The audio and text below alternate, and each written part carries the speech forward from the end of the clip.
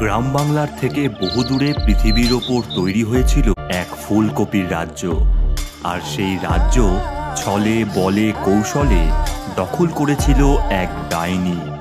ডাইনির এক মেয়ে আর এক ছেলে ছিল, নাম রেখেছিল ফুল আর কপি। ফুলকপির রাজ্যে রাজা ও রানীকে বন্দি করে রেখেছিল তারা। রাজ্যের পরিদের ওপর চালাচ্ছিল নির্মম অত্যাচার। ভালো করে চাষ করে বনি, না হলে মেরে দেবো তোকে। আমার মেরো না, করছি আমি। এই বিষ ফুলকপি ওই মানুষ জাতিকে শেষ করে দে। কর। এই বুড়িটার মরার সময় এসেছে। যা মামদো যা, পুড়িয়ে মেরে দে। আঙ্কে রানীমা, এই চল চল। মামদো সেই বুড়ি পরীকে নিয়ে গিয়ে ইলেকট্রিক চেয়ারে বসিয়ে দেয়, আর বোতাম প্রেস করতেই বুড়ি পরী মারা যায়। কিরে ফুলকপি, তোদের কাজ কত দূর? মা, হয়েই এসেছে। এইবার তোমার স্বপ্ন পূরণ হবে। 100 বছরের অপেক্ষার অবসান ঘটেছে মা।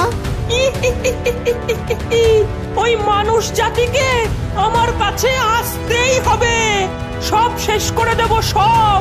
চারিদিকে আমার বিষ ফুলকপির রাজত্ব করবে, রাজত্ব। ওরে ওরে, তৈরি মা, তৈরি। আমরা পেরেছি, আমরা পেরেছি, আমরা পেরেছি মা। এবার হবে খেলা। মানব জাতি, এবার তোরা শেষ। অন্যদিকে ফুলেশ্বরী গ্রামে শীতের ছোঁয়া লাগায় চারিপাশে ফুলকপিতে ভরে উঠেছিল। সারা গ্রামে ফুলকপির উৎসব চলছিল।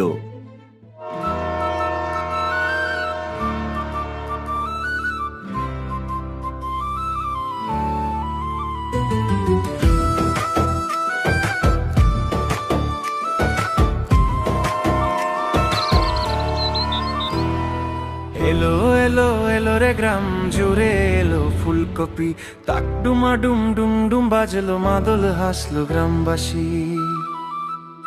ওরে কোথায় যাবি, কোথায় পাবি, আয় মোদের গ্রামে। ফুলকপিতে ভরা ঝুড়ি পাবি মোদের প্রাণে।